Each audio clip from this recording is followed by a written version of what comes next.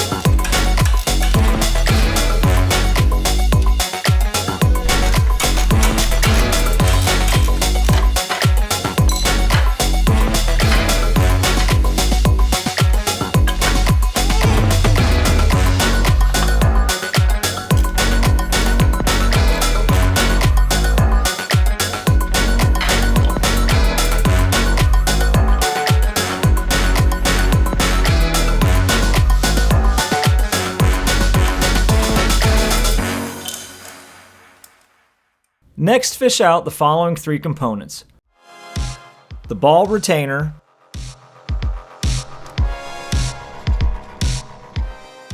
the cam plate spring, the oil trough spring, and the oil trough.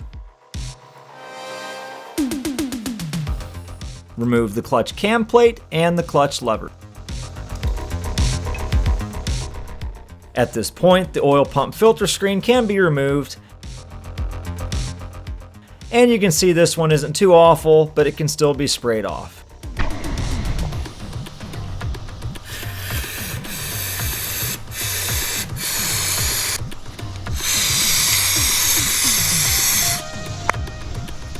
It looks like a previous owner upgraded the screws fastening the clutch cover here, so these were fairly easy to remove.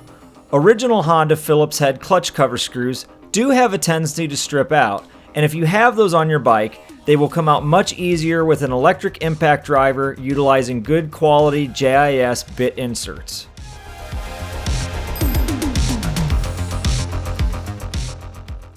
Slowly work your way around the clutch cover, carefully prying up a bit in each section until it frees itself from the clutch basket.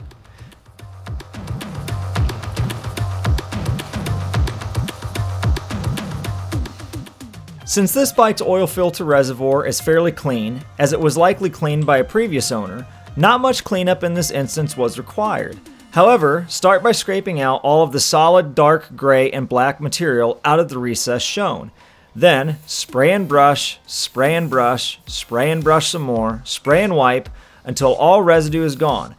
I personally find the engine starting fluid works as a great solvent for getting rid of this unwanted residue, doesn't eat away at nitrile gloves, and it evaporates quickly. Now comes everyone's favorite part, scraping away all of the old fossilized gasket material. A simple razor blade scraper works decent for this. Just take care not to scratch the mating gasket surfaces.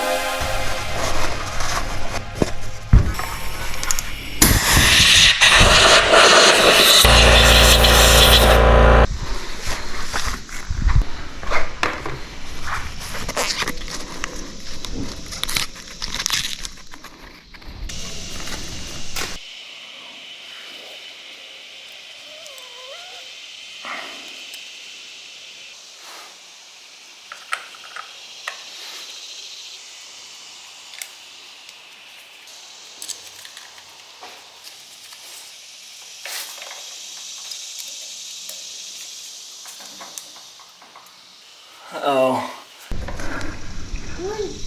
Hey. Uh-oh, there she comes.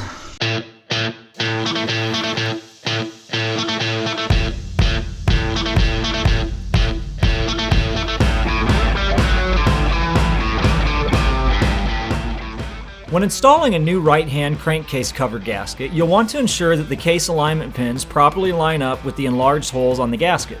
If it won't stay in place, you can use a very small amount of gasket sealant applied to a couple of areas to aid with install.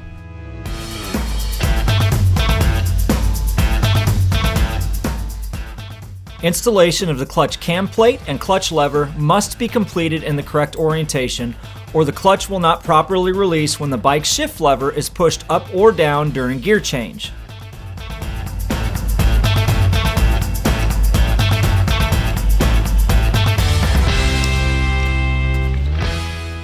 Not correct. Not correct.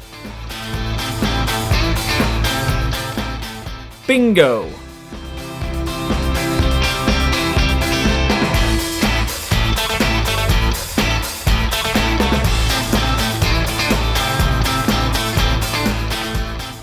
Apparently here, I must have forgotten how to install the remaining clutch components that I had previously removed, and I didn't have a handy YouTube video like this one available to remind me. So I headed over to CSMNL. We're not sponsored by these guys, but they are a great resource for old Japanese motorcycle parts and have diagrams to pretty much any old make or model you can think of. Their extensive collection of old Honda parts diagrams can really come in handy in a pinch when working on these things.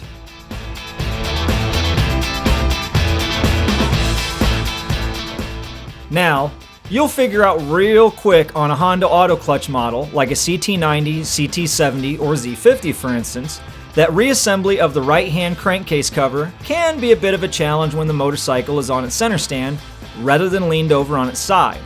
This is caused by the clutch plate, which is attached to the cover, knocking the ball retainer assembly and its associated spring off of the clutch cam plate during install.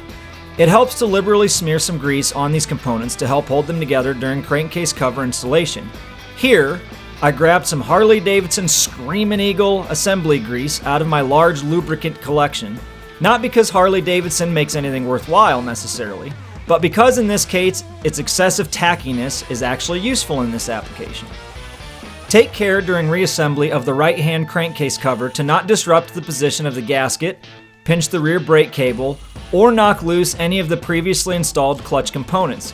What this video doesn't show you after editing nearly 90% of it out is that I likely had my clutch cover on and off between 5 and 10 times until I felt good about it.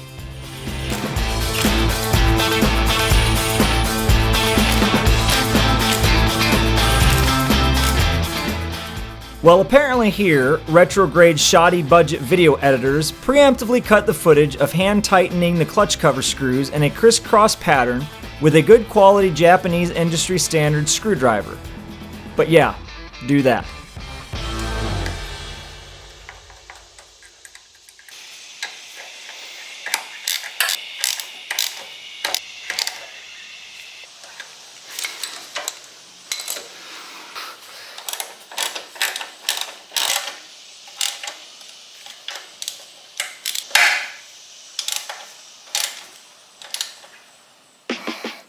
Now, while you guys don't necessarily have to use a new crush washer every time you change the oil on these things, please, please, please don't keep reusing them until they are pancaked outward like this fine specimen shown here.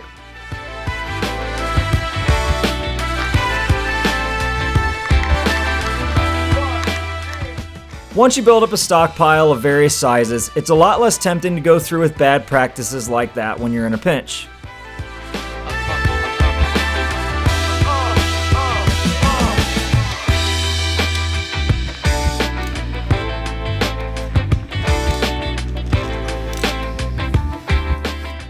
Okay, so we don't need to go down the never-ending and ever-annoying rabbit hole of what oil to use, but just make sure it's a motorcycle-type oil designed for wet plate clutch assemblies.